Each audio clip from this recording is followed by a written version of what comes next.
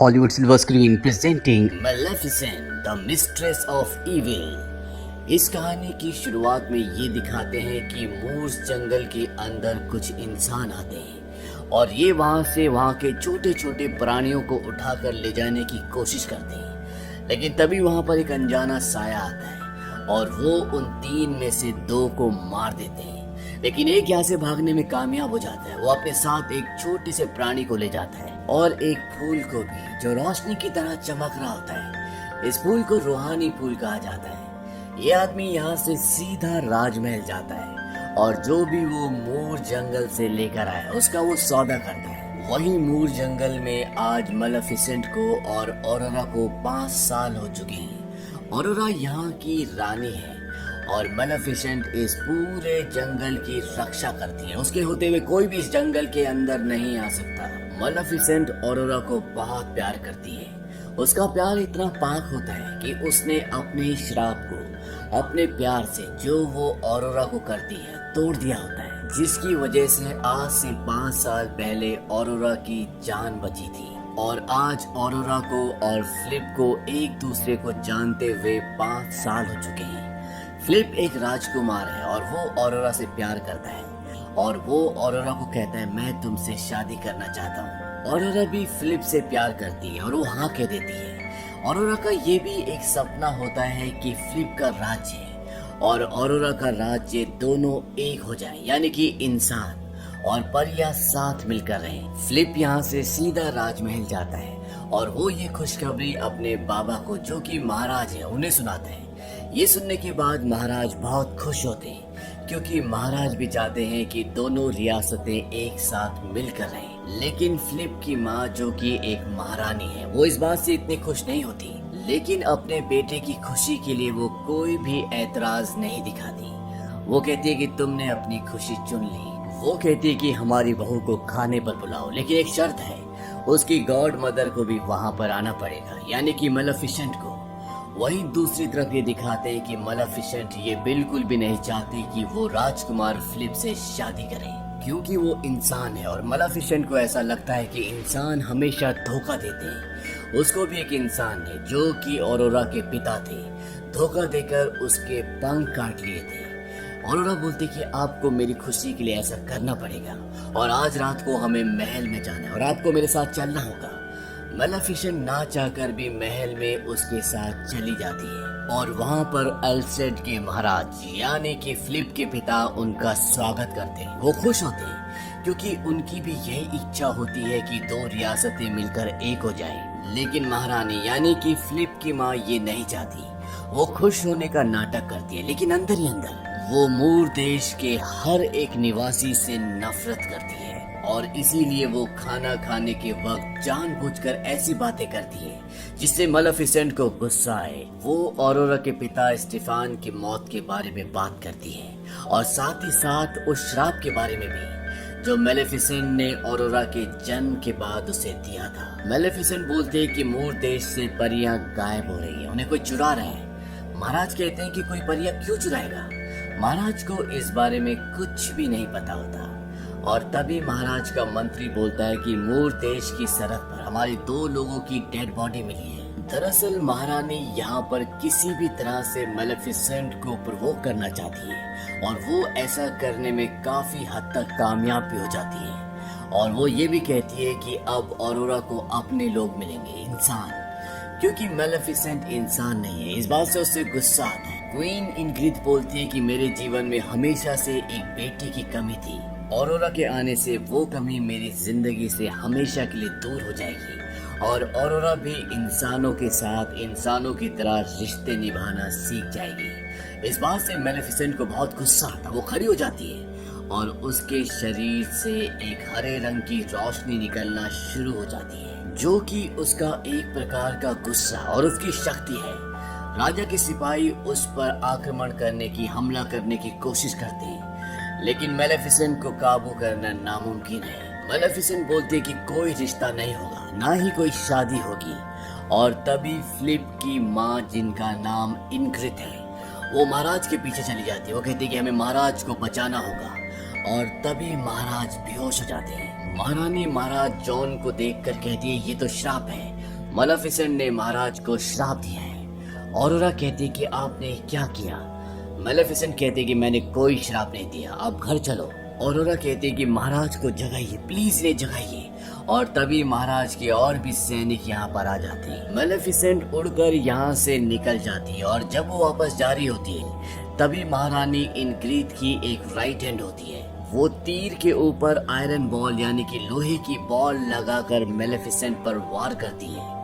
मेलेफिसेंट के लिए लोहा एक जहर की तरह काम करता है और जब तीर उसे लगता है तो वो जख्मी हो जाती है और नीचे नदी में गिर जाती है। नदी उसे बहाकर बहुत दूर तक ले जाती है और तभी वहां पर कोई आता है जिसके मेलेफिसेंट की तरह पंख है और वो मेलेफिसेंट को वहां से अपने साथ उड़ाकर आसमान की गहराइयों में ले जाता है। वहीं महल में ये दिखाया जाता है कि महाराज अब एक गहरी नींद में चले गए हैं और सब ये मान लेते हैं कि मेलेफिसेंट ने उन्हें श्राप दिया है। फिलिप बोलता है कि अगर आप इन्हें किस करेंगी तो शायद ये जाग जाए जिस तरह से ऑरोरा जागी थी। महारानी महाराज के पास जाती है और उनके कान में कहती है कि आप शांति चाहते थे ना, ऊपर वाला आपकी आत्मा को शांति दे। वो उन्हें किस करती है लेकिन वो महाराज से प्यार नहीं करती, इसीलिए वो नींद से नहीं जागते। यहाँ पर महारानी सबको कहती है कि हमारे महाराज को श्राप देने का मतलब है पूरे राज्य को श्राप देना। वो ऑरोरा को कहते हैं कि मेलेफिसेंट से हम सबको खतरा है और सबसे ज्यादा तुम्हें। इसके बाद ऑरोरा यहाँ से वापस मूर राज्य यानी कि मूर जंगल आ जाती है क्योंकि वो अपनी गॉड मदर को वापस लेकर जाना चाहती है ताकि वो महाराज को जगा दे। लेकिन मेलेफिसेंट यहाँ पर नहीं होती। वही महल में महारानी की सेविका जिसने मेलेफिसेंट को तीर मारा था वो महारानी को बताती है कि वो पानी में डूबी रही थी, लेकिन तभी वहां पर एक दूसरा क्रिएचर आ गया और वो मेलेफिसेंट को लेकर उड़ गया और वो बिल्कुल मेलेफिसेंट की तरह था। महारानी कहती है कि मेलेफिसेंट घायल है और घायल शेरनी और भी खतरनाक होती है, जंग की तैयारी करो। और उसके लोग जंग की तैयारी करना शुरू कर देते हैं। वहीं दूसरी तरफ जब मेलेफिसेंट को होश आता है तो वो देखती है कि उसके चारों तरफ उसी के जैसे कई और लोग हैं। मेलेफिसेंट को इसके बारे में नहीं पता होता और मेलेफिसेंट की जिसने जान बचाई होती है उसका नाम होता है कोनल। कोनल उसे बताता है कि तुम एक डार्क फी हो हमारी तरह। वो बताता है कि हम यहाँ पर छुप कर रहते क्योंकि इंसानों ने हमारा शिकार किया। एक वक्त था जब हम धरती के कोने कोने में रहते थे, फिर इंसानों की आबादी बढ़ना शुरू हो गई और उन्होंने हमारा शिकार करना शुरू कर दिया और अब हम जितने बचे कुचे डार्क फीस हैं हम सब यहीं पर इंसानों से छुप कर रहते हैं। हमारे बच्चों को पंख तो मिले लेकिन इंसानों ने वो आसमान छीन लिया जहाँ पर हम उड़ सकते हैं और अब हम इन गुफाओं में छुप कर रहते हैं। इसके बाद वो उसे एक जगह ले जाता है और वहाँ पर वो उसे एक बहुत बड़े पक्षी का कंकाल दिखाता है। ये होता है फिनिक्स जो कि इन सब डार्क फी के लिए एक पूजनीय चीज है और वो मेलेफिसेंट को बताता है कि हम लोगों की शुरुआत इसी पक्षी से हुई थी, यानी कि हम में से जो सबसे पहला इस धरती पर था वो ये पक्षी था जो कि बहुत ही ताकतवर था और तुम उसकी आखिरी डिसेंडेंट हो, यानी कि उसके परिवार की उसकी खून की आखिरी निशानी हो और तुम्हारे जैसा कोई भी नहीं है। जिंदगी और मौत, विकास और विनाश सब तुम्हारे हाथों में है। तुमने ऑरोरा को एक इंसान को पालकर एक बहुत ही अलग काम किया।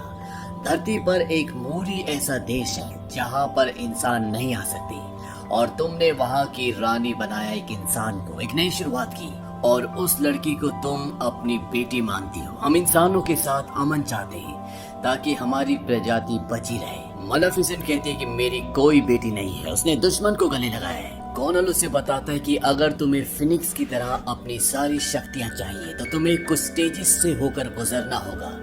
जब तुमने ऑरोरा को पाला, उसे अपना प्यार दिया, तो तुमने एक स्टेज को पार कर लिया, लेकिन अगर अब तुम उसे माफ कर दो तो तुम अपनी सारी शक्तियों को अनलॉक कर सकती हो। मेलेफिसेंट उसकी बात पर विश्वास नहीं करती क्योंकि पहले ही उसके पास बहुत शक्तियां हैं और तभी वहाँ पर एक आदमी आता है। वो कहता है कि आज से 3 दिन बाद राजकुमार फिलिप की और ऑरोरा की शादी है और ये सही मौका होगा जब हम उन पर हमला कर सकते हैं क्योंकि कई देशों से, इस दुनिया के कई कोनों से यहाँ पर लोग आएंगे और इसके बाद डार्क फीस का इस दुनिया में एक बार फिर से राज होगा।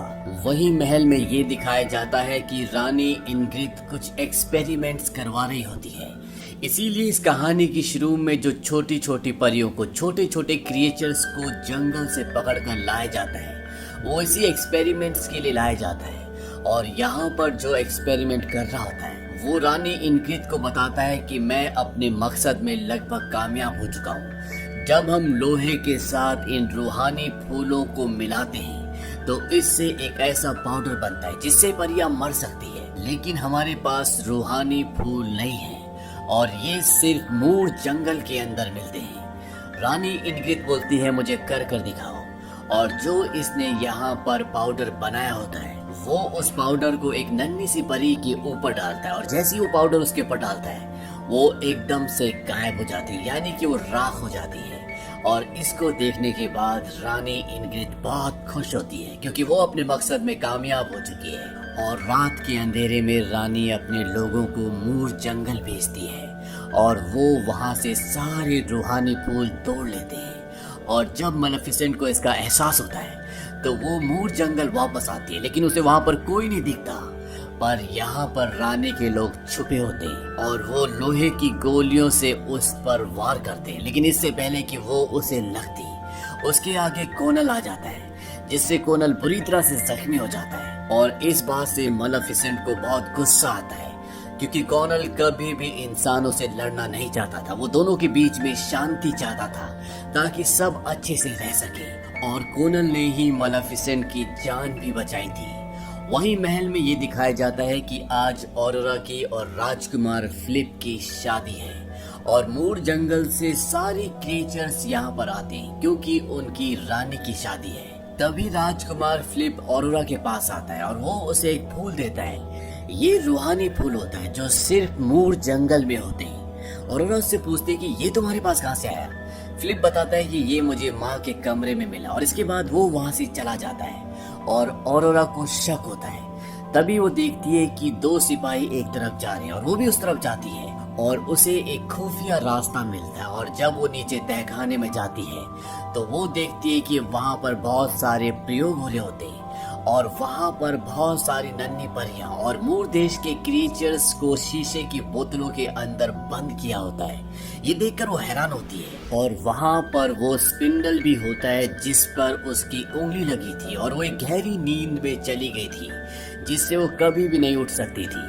और ये वही स्पिंडल होता है जो मेलेफिसेंट के श्राप से श्रापित होता है और उसे समझ में आ जाता है कि राजा जॉन की जो हालत हुई है वो मेलेफिसेंट की वजह से नहीं हुई है बल्कि रानी इनग्रिड ने राजा जॉन को इसी स्पिंडल से गहरी नींद में पहुंचाया है, क्योंकि ये आज भी मेलेफिसेंट के श्राप से श्रापित होता है। ऑरोरा देखती है कि यहाँ पर वो सारी परियां कैद हैं जो मूर जंगल से राज्य से लापता थी, और जो यहाँ पर एक्सपेरिमेंट्स कर रहा होता है वो उसे कहते हैं कि इन सब को छोड़ दो। वो कहता है मैं ऐसा नहीं कर सकता।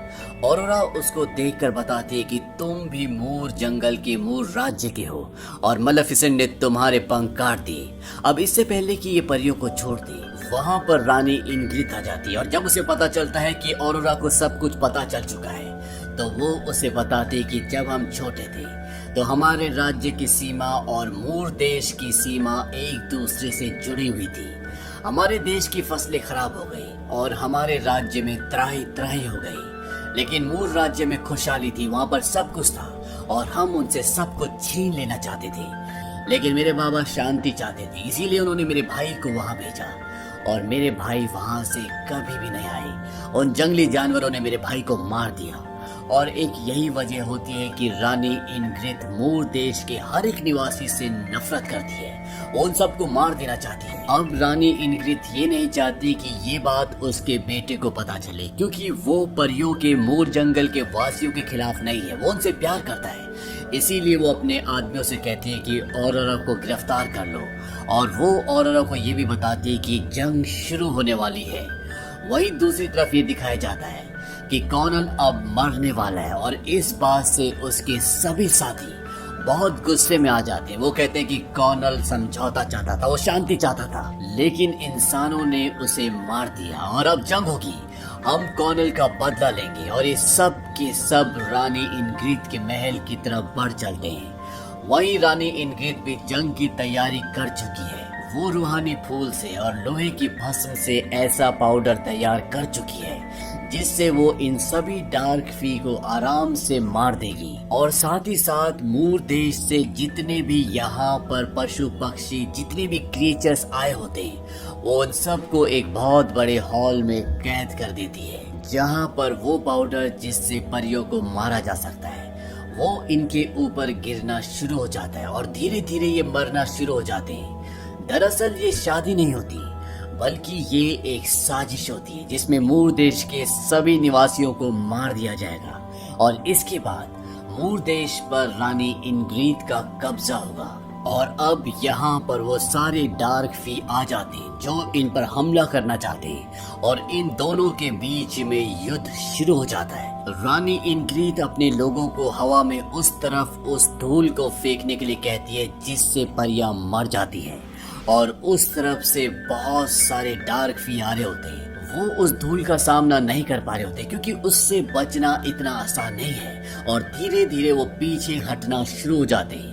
वहीं ऑरोरा राजकुमार फिलिप को बता देती है कि ये शादी नहीं बल्कि तुम्हारी माँ ने एक साजिश की है और राजा जॉन यानी कि तुम्हारे पिता की आज जो भी हालत है वो मेरी गॉड मदर मलेफिसेंट के श्राप की वजह से नहीं है बल्कि तुम्हारी मॉम ने उन्हें उस पिंडल से जो शापित था वो उन्हें चुभाया जिसकी वजह से वो एक ऐसी नींद में चले गए जहाँ से उठ पाना लगभग नामुमकिन है। वहीं गुफाओं में ये दिखाया जाता है कि मलेफिसेंट अभी भी कॉर्नेल के पास है। कॉर्नेल अपनी जिंदगी की आखिरी सांसें ले रहे होते हैं और वो मलेफिसेंट को कहते हैं कि ये कभी मत भूलना कि तुम्हारी रगों में किसका खून है। मैंने अपना रास्ता चुन लिया है और अब तुम्हें अपना रास्ता चुनना है। और इसके बाद कॉर्नेल इस दुनिया को छोड़कर चले जाते हैं।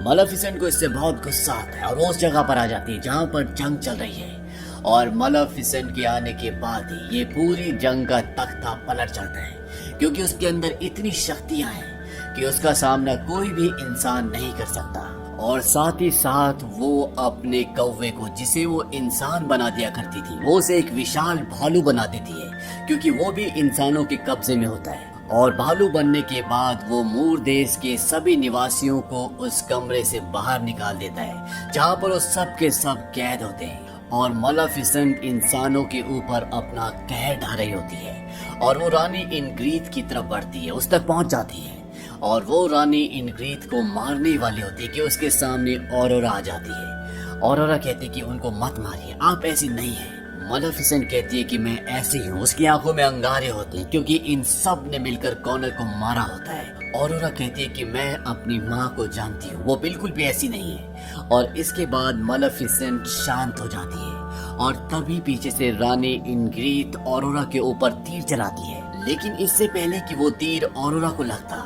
मलेफिसेंट उसे हटा देती है और वो तीर मलेफिसेंट को लग जाता है और मलेफिसेंट सूखे पत्ते की तरह राख होकर वहाँ जमीन पर ढेर हो जाती है। इसके बाद रानी इनग्रिड ऑरोरा को बताती है कि बरसों पहले हमने उस कहानी को फैलाया था जिसमें एक डायन एक बच्ची को श्राप देती है। वो और बात है कि उसी डायन की वजह से वो श्राप टूटा, लेकिन लोगों के दिलों में मलेफिसेंट का डर हमेशा के लिए बैठ गया और ये डर हम ही ने फैलाया था। दरअसल ये कहानी राज्य में बहुत ज्यादा प्रचलित होती है जिसकी वजह से सब मलेफिसेंट की बुराई को याद करते हैं लेकिन उसकी अच्छाई को कोई भी याद नहीं करता। और वो ये भी घोषणा कर देती है कि मलेफिसेंट मर चुकी है।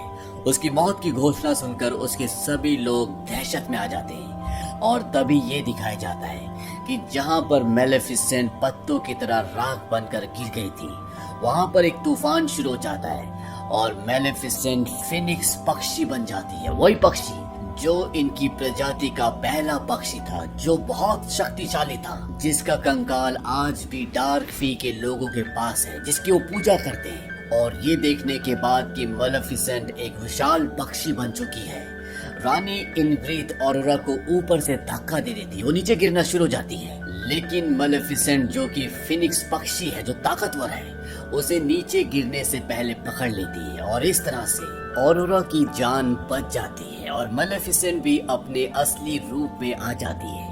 वहाँ पर मूर देश का वो निवासी जिसने वो बारूद बनाया था जिससे परियों को मारा जा सकता है, वो मेलेफिसेंट के पास स्पिंडल लाता है, वही श्रापित स्पिंडल जिसके चुभने से राजा जॉन की आज ये हालत हुई है। मेलेफिसेंट उसे हवा में उछाल कर हमेशा के लिए नष्ट कर देती है ताकि इसके बाद कोई भी उस स्पिंडल से श्रापित ना हो। और जैसे वो नष्ट होता है राजा जॉन भी होश में आ जाते हैं और अब वो पूरी तरह से अच्छे हो चुके हैं। और मेलेफिसेंट जो पूरी तरह से राख बन चुकी थी वो अपनी पूरी शक्तियां इसलिए प्राप्त करती है, वो फिनिक्स पक्षी इसलिए बनती है क्योंकि उसकी राख पर ऑरोरा के आंसू गिरते हैं। और ऐसा होने से मेलेफिसेंट अपनी शक्तियों की, अपने रूप की सबसे बड़ी स्टेज को पा लेती है क्योंकि उसने अच्छे काम किए थे। और यहाँ पर दोनों रियासतों के बीच में शांति हो जाती है जैसा कि कॉनल चाहते थे, जैसा कि राजा जॉन चाहते थे। और साथ ही साथ यहाँ पर ऑरोरा की और राजकुमार फिलिप की शादी भी हो जाती है और रानी इनग्रीड को सजा के तौर पर बकरी बना दिया जाता है। मेलेफिसेंट सभी डार्क फी को बोलती है कि अब तुम्हें छुपने की जरूरत नहीं है, ये पूरी दुनिया, ये पूरा आसमान तुम्हारा घर है। और अंत में ये दिखाया जाता है कि मेलेफिसेंट वापस मूर देश यानी कि मूर जंगल जा रही है। ऑरोरा उसे कहती है कि आपको जाना जरूरी है। वो कहती है कि तुम्हारे बच्चे के नामकरण के दिन जरूर आऊंगी। और वो मूर जंगल आ जाती है जहाँ पर वो एक नन्ही सी परी को उड़ना सिखाती है। और इसी के साथ ये कहानी यहीं पर खत्म हो जाती है। ये फिल्म सन 2019 में रिलीज हुई थी। बॉक्स ऑफिस पर इस फिल्म ने कमाई की थी 492 मिलियन डॉलर्स की और इस फिल्म का बजट था 185 मिलियन डॉलर्स। IMDb पर इस फिल्म की रेटिंग है 6.6। उम्मीद करते हैं कि ये कहानी आपको पसंद आई होगी। ये कहानी हिंदी में भी डब्ड है यानी कि हिंदी में भी अवेलेबल है।